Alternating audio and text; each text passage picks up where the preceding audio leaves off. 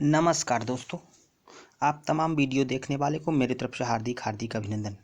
मैं Bablu Kumar study first 92 channel से आप लोगों के बीच सेट प्रैक्टिस 6 लेकर के आया हूं। 34 नंबर क्वेश्चन 33 नंबर क्वेश्चन तक मैं अभी अगले वीडियो में बता चुका हूं और आज मैं 34 नंबर क्वेश्चन से लेकर के चलूँगा। देखिएगा दोस्तों कि 34 नंबर क्वेश्चन क्या कहता है। भारत के उपराष्ट्रपति को पद से हटाने का प्रस्ताव प्रस्तुत किया जा सकता है। पद से भारत के उपराष्ट्रपति को पद से हटाने का जो प्रस्ताव है, पद से हटाने का वह कहाँ प्रस्तुत किया जा सकता है, इसके बारे में अभी हम बता दें कि देखिएगा कि पद से हटाने का प्रस्ताव जो है वह कहाँ प्रस्तुत किया जा सकता है। एक में दिया हुआ है कि राज्यसभा में, 2 में लोकसभा में, 3 में संसद के दोनों सदन में। लोकसभा एवं राज्यसभा की संयुक्त बैठक होगा तब नहीं। इसका प्रावधान जो दिया हुआ है हमारा, ये जो दिया हुआ है राज्यसभा में ही प्रस्तुत किया जाएगा। पद से हटाने के लिए प्रावधान जो है यह राज्यसभा में ही प्रस्तुत किया जाए, क्योंकि इनके पदेन जो सभापति होते हैं, पदेन सभापति, राज्यसभा के पदेन सभापति होते हैं, वो होते हैं पदेन सभापति। कौन होते हैं? ये उपराष्ट्रपति होते हैं। उपराष्ट्रपति राज्यसभा के पदेन सभापति होते हैं, याद रखिएगा। पदेन सभापति होते हैं। पदेन सभापति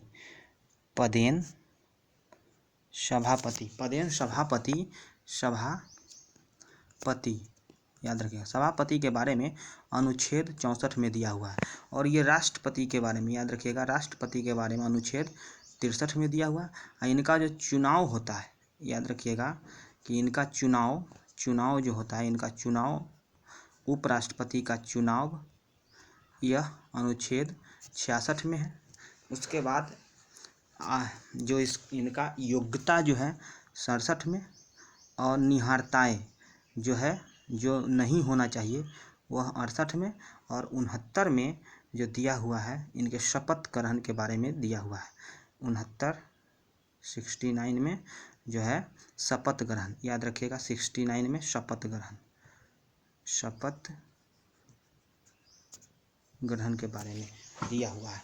अब आपको हम आगे बता दें कि ये लोकसभा, राज्यसभा के बारे में आपको बताते चले तो राज्यसभा जो है अनुच्छेद 80 में दिया हुआ है, जिसमें यह प्रावधान किया गया कि 12 जो है मनोनीत करेंगे राष्ट्रपति, 12 व्यक्ति को। ये कला साहित्य विज्ञान है, कला साहित्य विज्ञान, कला के भी कला साहित्य विज्ञान, समाज सेवा, याद रखिए, कला साहित्य विज्ञान और समाज सेवा, कला साहित्य विज्ञान एवं समाज सेवा। तो कला साहित्य विज्ञान और समाज सेवा, KSVS है ना, याद रखिएगा, कला साहित्य विज्ञान और समाज सेवा। अब आगे आते हैं कि लोकसभा के बारे में जो दिया हुआ है, लोकसभा के बारे में दिया हुआ है अनुच्छेद 81 में दिया हुआ है। अनुच्छेद 81 में लोकसभा के बारे में दिया हुआ है। लोकसभा का जो परिसीमन है 82 में है, इसी तरह से, और ये जो है योग्यता जो है 84 में दिया हुआ है ना।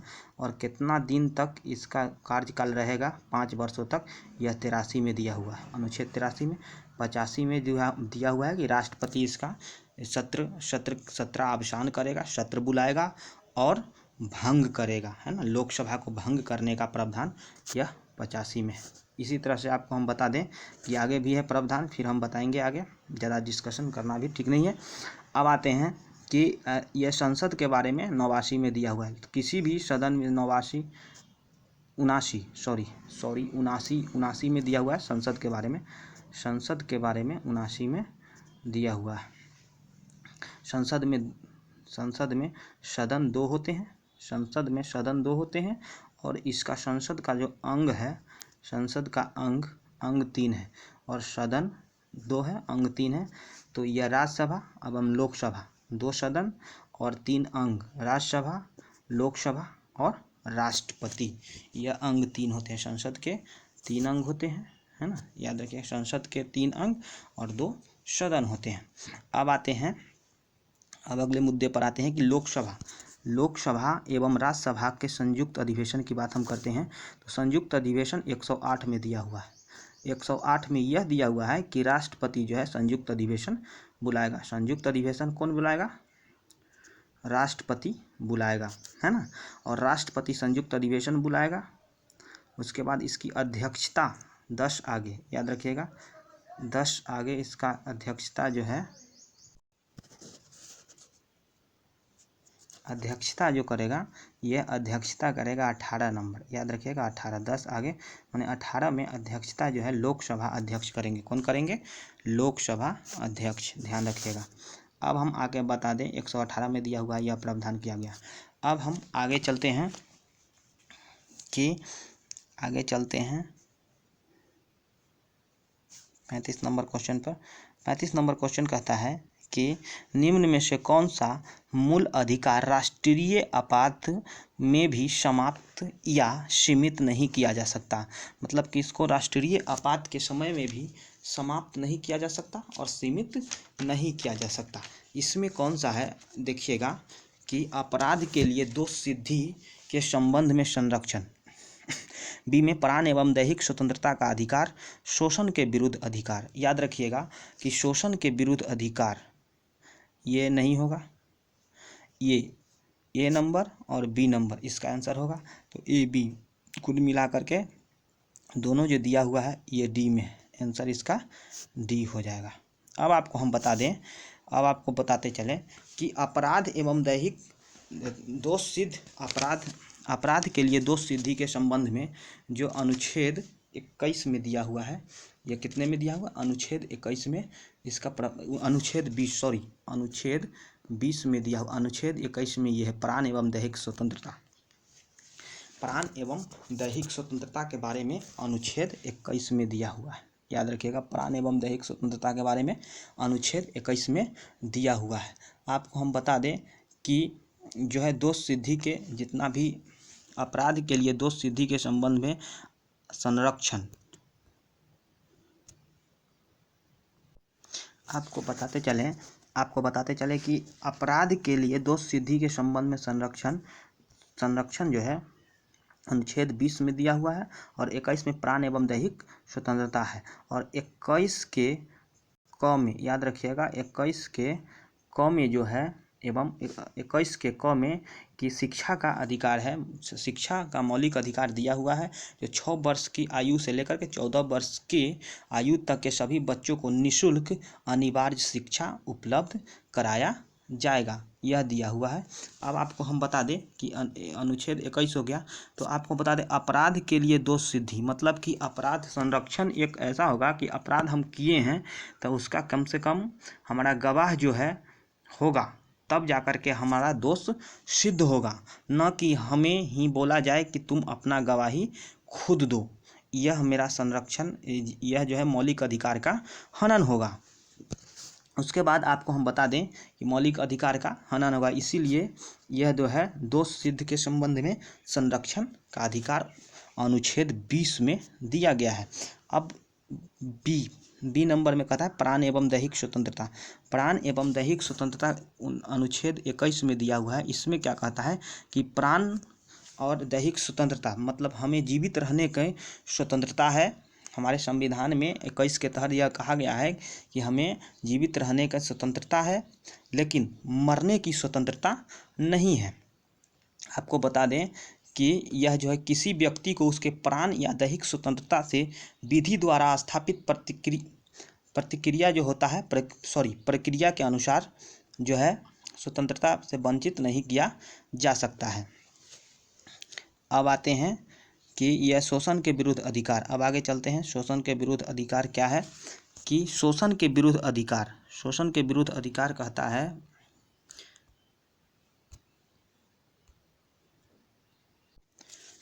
शोषण के विरुद्ध जो अधिकार है अनुच्छेद यह 23 में दिया गया है। अनुच्छेद 23 में शोषण के विरुद्ध अधिकार जो है हमारा दिया गया है। अनुच्छेद 23 और 24 में, 23 एवं 24 में शोषण के विरुद्ध अधिकार याद रखिएगा, ये जो है शोषण के विरुद्ध अधिकार में आता है हमारा 23 एवं 24। 23 एवं 24। ये 23 में प्रावधान किया गया है कि मानव को दुर्व्यवहार एवं बलात् श्रम का प्रतिषेध किया जाएगा। मतलब कि बलात् मतलब बल से और दुर्व्यवहार पूर्वक इनको काम नहीं कराया जाएगा।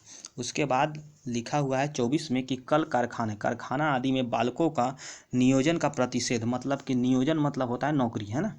नौकरी नहीं, मतलब कि काम पर नहीं लगाना है। बालक जितने भी हैं 14 वर्ष से नीचे के जितने भी बालक हैं, 14 वर्ष से नीचे के जितने भी बालक हैं उनको कारखाने में नहीं लगाना है। इसमें है कि बालात् श्रम, तो इसमें बालात् श्रम मतलब कि बल द्वारा किसी से काम नहीं करवाना है। अब आते हैं, इसका आंसर डी हो जाएगा। अब आते हैं हम अगला क्वेश्चन पर। देखिएगा कि संविधान के किस अनुच्छेद के तहत पंचायतों में अनुसूचित पंचायतों में अनुसूचित जातियों और अनुसूचित जनजातियों तथा महिलाओं के लिए स्थानों का आरक्षण का प्रबंध किया गया है। देखिएगा, आपको हम बता दें कि इसका आंसर जो हो जाएगा हमारा, यह हो जाएगा डी नंबर। अनुच्छेद जो है 43 के डी में, अनुच्छेद 43 के डी में यह प्रावधान किया गया है कि अनुसूचित जाति और जनजाति के लिए पंचायत में जो है आरक्षण का प्रावधान किया गया है, और महिलाओं के लिए भी। अब उसके बाद आपको हम बता दें कि 243, आपको हम बताते चले कि 243, आपको बता दें कि 243 याद रखिएगा कि 243 द्वारा 243 अनुच्छेद 243 द्वारा जो है 73वां संविधान संशोधन 73वां संविधान संशोधन 1992 73वां संविधान संशोधन 1992 में भाग 9, संविधान के भाग कितना, भाग 9 अनुच्छेद 243 और अनुसूची याद रखिएगा, अनुसूची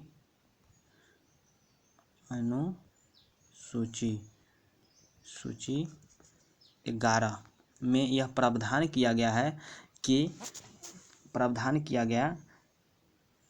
कि पंचायत में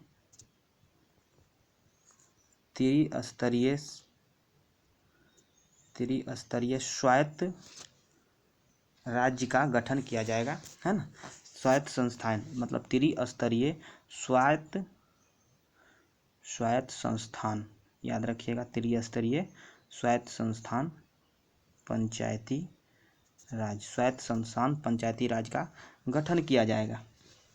यह 1992 में प्रावधान किया गया था 73वें संविधान संशोधन में। आपको अगर आगे बता दें कि यह जो त्रिस्तरीय पंचायती राज का गठन, त्रिस्तरीय पंचायती राज का गठन जो है किसके द्वारा किया गया था, समिति एक आया था, उसमें बलवंत राय मेहता समिति, बलवंत राय मेहता समिति, याद रखिएगा, बलवंत राय मेहता, तो 3 वर्ड है, तो बलवंत राय मेहता याद रखिएगा। त्रिस्तरीय समिति जो है इनका प्रावधान जो है दिए थे कौन, ये बलवंत राय मेहता समिति 1958 में, याद रखिएगा, 1958 में ये दिए थे।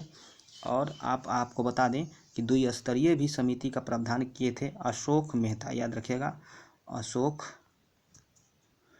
मेहता याद रखिएगा, अशोक मेहता जो है, अशोक मेहता द्विस्तरीय, याद रखिएगा, द्विस्तरीय याद रखिएगा। अब आगे बता दें कि अशोक मेहता द्विस्तरीय और बलवंत राय मेहता समिति त्रिस्तरीय पंचायती राज का गठन का प्रावधान दिए थे। तो बलवंत राय मेहता समिति वाला प्रावधान जो है लागू किया गया 2 अक्टूबर याद रखिएगा, 2 अक्टूबर 1959 से। यह नागौर जिला जहाँ पड़ता है राजस्थान में, पंडित जवाहरलाल नेहरू द्वारा इसका सर्वप्रथम उद्घाटन किया गया था। आपको आगे बता दें कि इसमें जो दिया हुआ है ये सब तो आप जान गए। अब आगे बता दें कि ए नंबर ऑप्शन 243 में, पहले आपको 243 में बताते हैं। 243 में जो दिया हुआ है वह पंचायती राज्य का परिभाषा दिया गया है। पंचायती राज्य का परिभाषा दिया गया है, परिभाषा, है ना। उसके बाद ग्राम सभा, ये जो है ए नंबर जो है उसमें ग्राम सभा के बारे में दिया गया है। बी नंबर में है उसका गठन, बी नंबर में पंचायत का गठन कैसे होगा उसके बारे में दिया गया है प्रावधान। सी नंबर में संरचना, उसका संरचना कैसे होगा, द्विस्तरीय होगा या त्रिस्तरीय, तो आप जानते हैं कि त्रिस्तरीय बलवंत राय मेहता समिति वाला लागू है। उसके बाद आप ये तो जानिए रहे, इसका आंसर है ये वाला डी नंबर। अब आगे हम चलते हैं कि अगला क्वेश्चन पर हम चलते हैं, ज़्यादा डिस्कशन कराना भी ठीक नहीं है। अब देखिएगा कि अगला क्वेश्चन क्या कहता है कि केंद्र और राज्य के बीच होने वाले विवादों का निर्णय करने की, केंद्र और राज्य के बीच होने वाले विवादों का निर्णय करने की उच्चतम न्यायालय की शक्ति निम्न में से किसके अंतर्गत आती है।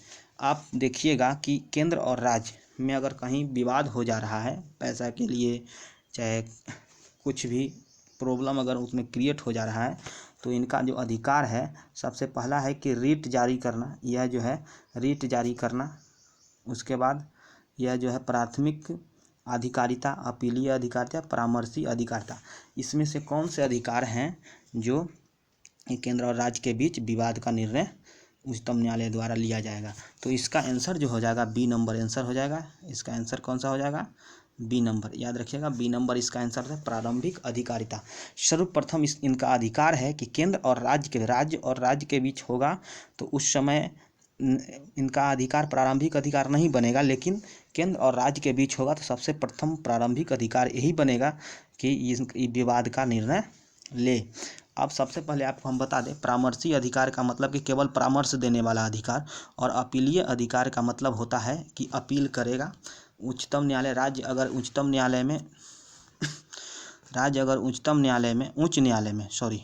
न्यायालय में केस दायर करता है तो फिर यह अपील हो करके केस फाइल होगा ये उच्चतम न्यायालय में, याद रखिएगा। सुप्रीम कोर्ट में, हाई कोर्ट में करता है, उसके बाद सुप्रीम कोर्ट में जाएगा, तो इसका मतलब ये हुआ। और रीट जारी करना, रीट जो जारी करने का अधिकार है, ये जो आप जानते हैं कि रीट जारी करना, रीट 5 प्रकार का होता है। रीट के बारे में आपको हम बता दें कि रीट हमारा मौलिक अधिकार में जो है, मौलिक अधिकार का जब हनन होता है तब लागू किया जाता है रीट, याद रखिएगा। मौलिक अधिकार का जब हनन होता है तब हम रीट जारी करते हैं, जिसे संवैधानिक उपचारों का अधिकार कहते हैं, इसे ही संवैधानिक उपचारों का अधिकार कहते हैं। अब आगे देखते हैं कि यह रीट जारी करने का अधिकार अनुच्छेद 32 में दिया गया है। रीट जारी करने का अधिकार अनुच्छेद 32 में दिया गया है कि उच्चतम न्यायालय मूल अधिकार का प्रवर्तन के लिए, लागू करने के लिए रीट जारी करेगा। और 226 याद रखिएगा, 226 में यह प्रावधान किया गया है कि उपचार करने के लिए तो यह बाध्य होगा ही, उपचार करेगा ही, प्रवर्तन करेगा, लेकिन 226 में यह प्रावधान किया गया है कि इसके विवेक पर, है ना, विवेकानुसार, याद रखिएगा, विवेकानुसार जो है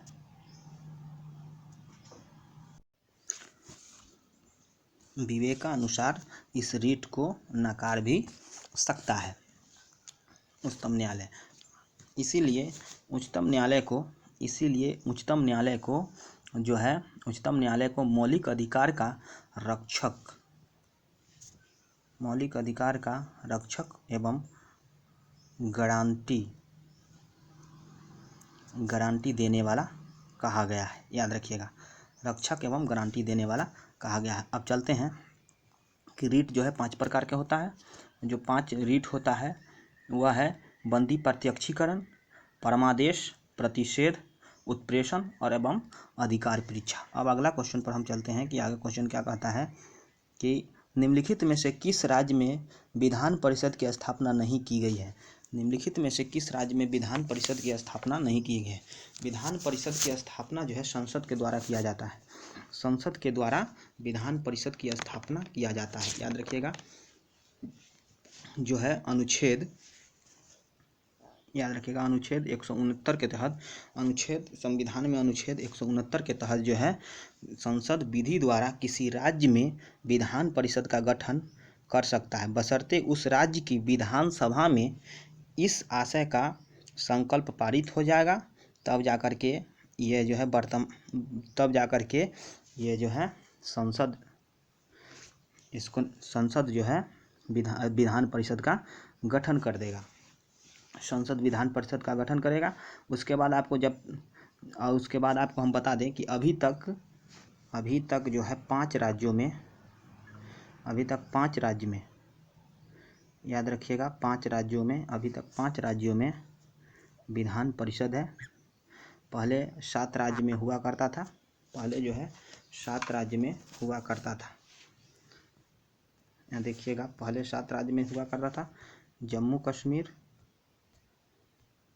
याद रखिएगा जम्मू कश्मीर में भी, जम्मू कश्मीर,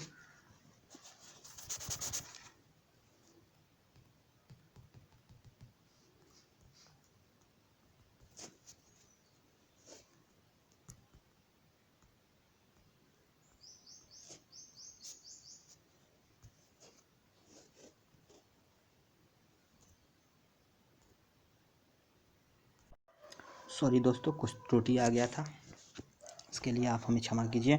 चलिए आगे देखते हैं कि पहले 7 राज्यों में था, पहले 7 राज्यों में था, उसके बाद 6 राज्यों में हुआ, उसके बाद अब वर्तमान में 5 राज्यों में। 7 राज्य में एक जो है केंद्र शासित प्रदेश, जम्मू कश्मीर जब केंद्र शासित प्रदेश बन गया तो इसमें से हटा दिया गया। उसके बाद आंध्र प्रदेश से जो है पारित किया गया, विधान सभा से पारित कर दिया गया कि हम विधान परिषद नहीं रखेंगे, तब जाकर के यह संसद में पास हुआ और इसमें से विधान परिषद हटा लिया गया। अब आपको हम बता दें कि इसमें अभी 5 राज्यों में बचा हुआ है। 5 राज्य कौन कौन से हैं? एक है महाराष्ट्र है, उसके बाद बिहार है, उसके बाद कर्नाटक है, और 3 है यूपी, याद रखिएगा यूपी है, 2 है तेलंगाना और तमिलनाडु में नहीं है। इसमें पूछ रहा है कि किस राज्य में नहीं है, तो आंसर मेरा हो जाएगा तमिलनाडु हो जाएगा। आपको आगे बता दें, आपको हम बता दें कि भारतीय संविधान के भाग 4 में दिए गए राज्य के नीति निर्देशक सिद्धांत में निम्न में से कौन सा सूचीबद्ध है? जो निम्न में से कौन सा सूचीबद्ध है, तो देखिएगा कि समान न्याय एवं निःशुल्क कानूनी अधिकार, ये भी सूचीबद्ध है। यह देखिएगा, समान न्याय एवं कानूनी सहायता, सरकारी समितियों का प्रोत्साहन, अंतर्राष्ट्रीय समिति एवं सुरक्षा का प्रोत्साहन, ये सभी आंसर जो हो जाएगा इसका डी हो जाएगा। ये जो है प्रावधान 39 में दिया हुआ है, 39 के ए में इसका प्रावधान किया गया है कि राज्य के जितने भी लोग हैं, लोगों के लिए न्याय निःशुल्क दिया जाएगा और विधि सहायता भी निःशुल्क दिया जाएगा।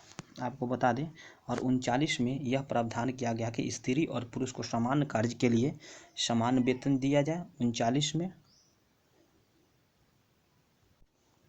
समान कार्य के लिए समान वेतन दिया जाए, और उसका सामूहिक हितों का, इसमें 39 में एक और प्रावधान किया गया है।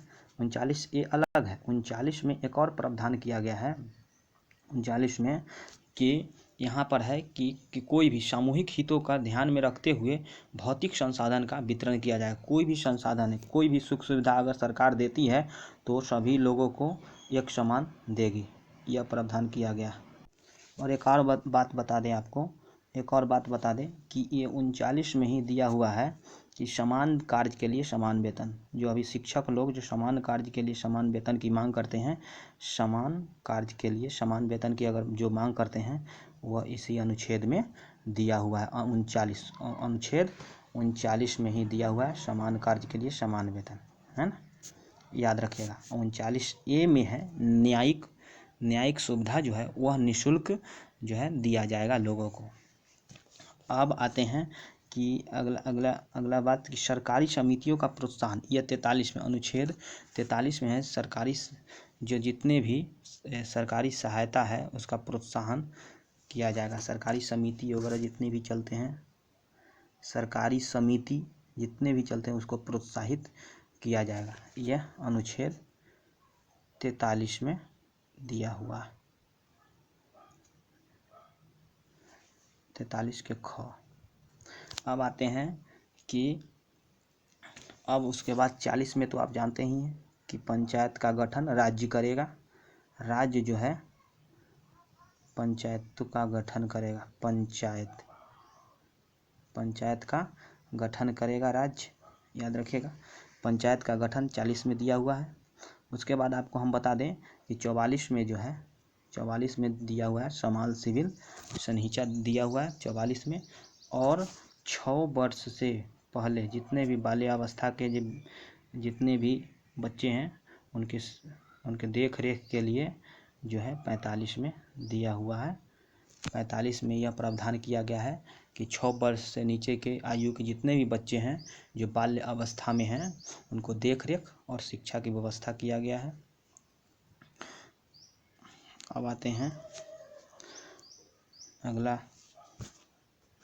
यह अंतर्राष्ट्रीय शांति एवं सुरक्षा का प्रोत्साहन, यह 51 में, याद रखिएगा। 51 में अंतर्राष्ट्रीय शांति एवं सुरक्षा का प्रोत्साहन किया जाएगा।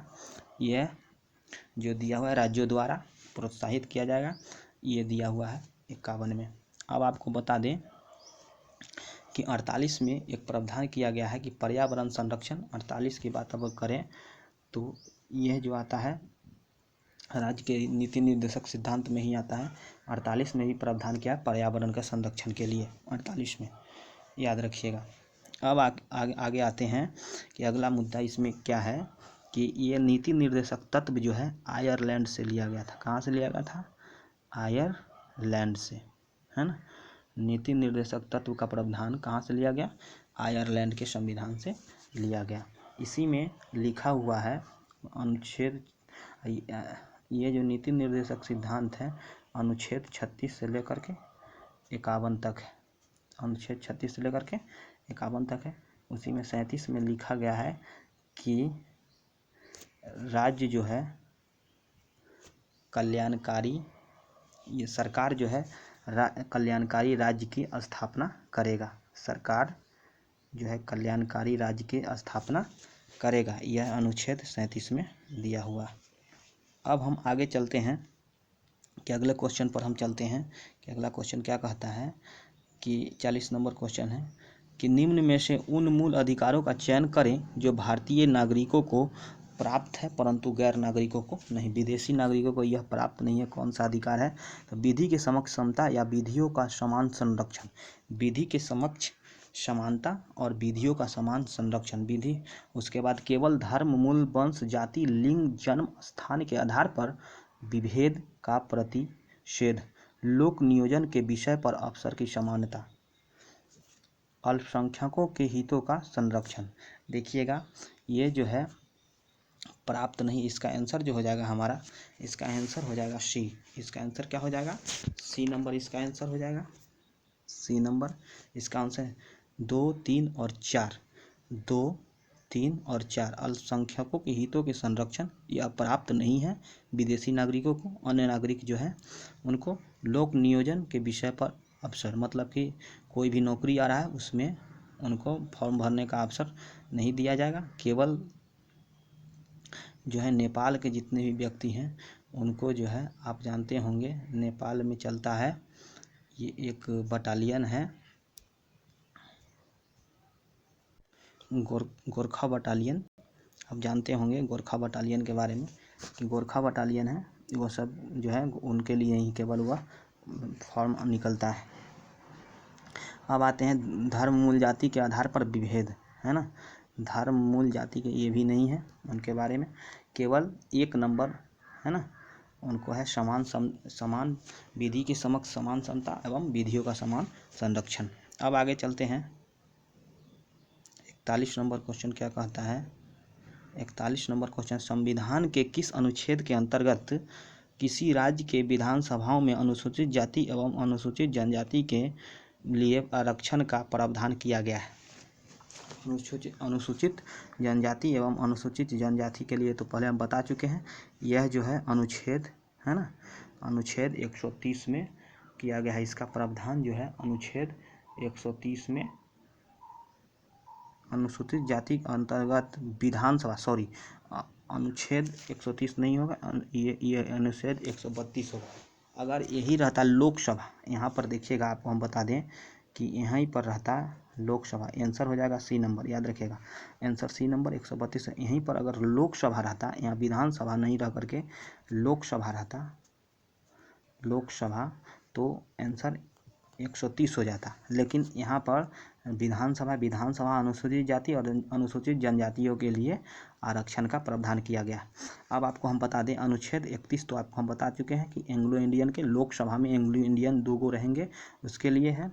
और अनुच्छेद 33 ये जो है विधानसभा में एंग्लो इंडियन, विधानसभा में एंग्लो इंडियन, याद रखिएगा एंग्लो इंडियन, याद रखिएगा एंग्लो इंडियन, विधानसभा में एंग्लो इंडियन, ये जो है इसका, ये लोकसभा में एंग्लो इंडियन, ये जो है लोकसभा में अनुसूचित जाति जनजाति के लिए सीटों का प्रावधान है। 32 में है कि विधानसभा में अनुसूचित जाति और जनजाति के लिए सीटों का प्रावधान। अब आपको बता दें कि 334, 31, 30, 31, 32, 33 तो हो गया, 334 में क्या लिखा हुआ है कि यह जो प्रावधान जो होगा अनुसूचित जाति और जनजाति के लिए, यह 10 वर्षों पर जो है हर एक 10 वर्ष के बाद बदला जाएगा। अभी लोकसभा में 131 है, लोकसभा में 131 प्रावधान है। अनुसूचित जाति और जनजाति के लिए सीट का प्रावधान जो है 131 गो सीट अभी आरक्षित है, और इसको 10 वर्षों पर बढ़ाया जाएगा। लेकिन अभी तक बढ़ा नहीं है, केवल डेट बढ़ जाता है कि आगे बढ़ाया जाएगा 2019 में, है ना, 2019 में यह बढ़ाया गया था। धन्यवाद दोस्तों, आप लोगों को अगर यह पूरा वीडियो समझ में आया होगा या हमारी डिस्कशन आपको अच्छा लगा होगा तो शेयर, लाइक, सब्सक्राइब ज़रूर कीजिएगा। और इसको अगर आप फिर से वीडियो देखना चाहते हैं तो इनको बेल आइकन भी दबाना नहीं भूलिएगा।